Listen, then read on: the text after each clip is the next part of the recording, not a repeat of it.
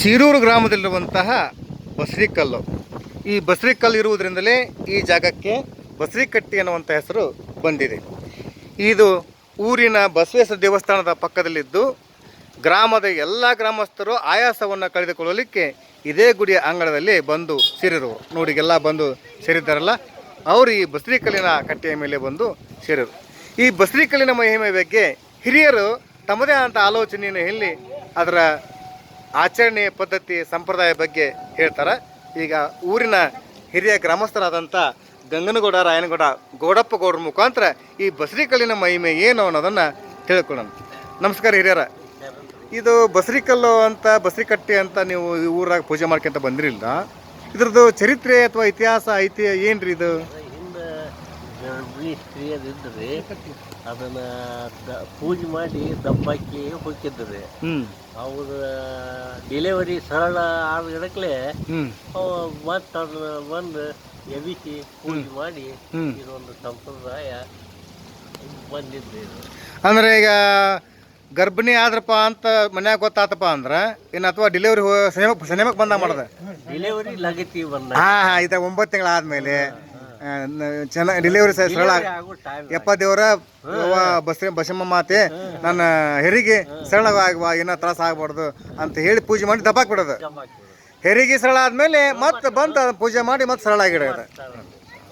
ಹಂಗೆ ನಮ್ಮ ಜನಪದರು ತಮ್ಮ ಕೈಲಿ ಆಗದೇ ಇರುವಂಥ ಸಂಕಟಗಳಿಗೆ ಈ ಆಧ್ಯಾತ್ಮ ಕಡೆಗೆ ಮಾರು ಹೋಗಿ ಈ ನಿಸರ್ಗ ಪ್ರಕೃತಿ ಮಾತಿಗೆ ಶರಣಂದು ನನಗೆ ಯಾವುದೇ ರೀತಿಯ ತೊಂದರೆ ಆಗದಾಗ ಕಾಪಾಡ್ತಾಯಿ ಅಂಥೇಳಿ ನಮಸ್ಕಾರ ಮಾಡ್ತಾರೆ. ಯಾಕಂದ್ರೆ ಅವಾಗೆಲ್ಲ ಡೆಲಿವರಿ ಆಪ್ಕಾರ ಭಾಳ ತ್ರಾಸಿತ್ತು.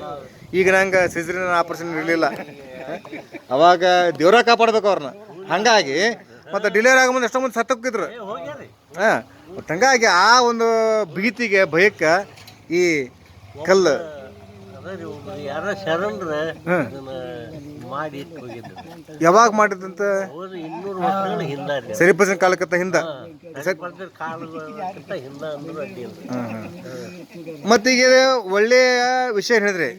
ಯಾರಾದರೂ ಅಕಸ್ಮಾತ್ ಪೂಜೆ ಮಾಡ್ದಂಗೆ ಅದಕ್ಕೇನಾಕತ್ ಬಿಡು ಅಂತ ಏನಾದರೂ ಟೀಕೆ ಮಾಡಿ ಬಿಡ್ದಂಗೆ ಬಿಟ್ಟು ಏನಾಗ ಘಟನೆ ಆಗಿ ಹೊಂಡಂಗೆ ಏನಾರ ಅಲ್ಲ. ಈ ಮೊದಲೇ ಇದ್ದು ಈಗ ಇವು ಆಸ್ಪತ್ರೆಯಾಗಿಂದ ಇದು ಮಾಡಿಲ್ರಿ. ಈಗ ಅದ್ರಾಗ ಒಮ್ಮೊಮ್ಮೆ ಮಾಡ್ತಾರೆ. ಈಗ ಆಸ್ಪತ್ರೆಯಾಗಿಂದಂತ ಮಾಡಿಲ್ಲ, ಪೂಜೆ ಮಾಡೋದು ಮಾತ್ರ ಬಿಟ್ಟಿಲ್ಲ. ಬೆಳಕೆ ಹರಕೆ ಅಂತೇನಿಲ್ಲ, ನಮ್ಮ ಮನಸ್ಸಿನಾಗ ನಮಸ್ಕಾರ ಮಾಡ್ತಾರ. ನಮಸ್ಕಾರ ಮಾಡಿ ಪೂಜೆ ಮಾಡ್ತಾರ. ಡೆಲಿವರಿ ಆದ್ಮೇಲೆ ಈಗ 5 ದಿವಸದಿಂದ ಮಾಡ್ತಾರ. ಆ ಟೈಮ್ದಾಗ ಬಂದು ಎಲ್ಲ ಮಾಡ್ತಾರೆ, ಬಂದು ಪೂಜೆ ಮಾಡ್ತಾರೆ. ಅಂದ್ರೆ ಈ ಪೂಜೆ ಮಾಡೋ ಪದ್ಧತಿ ಹೆಂಗಿರ್ತದೆ? ಹಂಗನೂಲ್ ಹಾಕ್ತಾರೆ, ಉತ್ತತ್ತಿ ಅಡಿಕೆ ಮತ್ತು ಇವು ಪತ್ರ ಹುಡ್ಸ್ಯಾರ ನೋಡ್ರಿ. ಪತ್ರ ಹುಡ್ಸ್ಯಾರ ಮಾಡ್ಕೊಂಡು ಅಂದ್ರೆ ಮನೆ ಮಾಡಿ ನೈವೇದ್ಯ ಮಾಡ್ಕೊಂಡು ಅಂದ್ರೆ ಈಗ ಪೂಜೆ ಮಾಡ್ಬೇಕಾದ್ರೆ ವಾಂಡ್ರಲಿಂದ ತರ್ತಾರ ನೀರು, ಮನೆಗೆ ತರ್ತಾರ. ತುಂಬಿಕೊಳ್ಪ ನೀರು ತರ್ಬೇಕಲ್ಲ ತೊಳ್ಯಾಕ. ಕೆರೆ ನೀರು ಅಂದ್ರೆ ಇಲ್ಲಿಗೆ ಬರ ಕೊಡ್ಬ ತೊಗೊಂಬಂದು ತುಂಬಿಕೊಂಡು ತೊಳೆದು ಪೂಜೆ ಮಾಡೋದು. ಹಿಂಗೆ ಇದೆ ಯಾವ ಕಟ್ಟಿ? ಬಸರಿಕಟ್ಟಿ. ಈ ಬಸರಿಕಟ್ಟಿಯ ಮಹಿಮೆಯನ್ನು ಕೇಳಿದ್ರಲ್ಲಪ್ಪ. ಯಾಕಂದ್ರೆ ಹಿಂದೆ ಅನೇಕ ರೀತಿಯ ತೊಂದರೆಗಳು ಹೆರಿಗೆ ಸಮಯದಲ್ಲಿ ಆಗ್ತಾಯಿದ್ದವು. ಆ ಹೆರಿಗೆಯ ನೋವುಗಳು ಅನುಭವಿಸೋರು ಗೊತ್ತು. ಯಾವ ಹೆಣ್ಣು ಹೆರಿಗೆ ನೋವು ಅನುಭವಿಸುತ್ತಲ್ಲ ಆ ಹೆಣ್ಣಿನ ನೋವು ಸಂಕಟ ಕಳೆಯೋದಕ್ಕೋಸ್ಕರವಾಗಿ ಈ ದೇವಿಗೆ ಶರಣ ಹೋಗಿ ತಮ್ಮ ಸರಳವಾದಂಥ ಹೆರಿಗೆಯನ್ನು ಪಡೆದುಕೊಳ್ತಾ ಇದ್ದರು.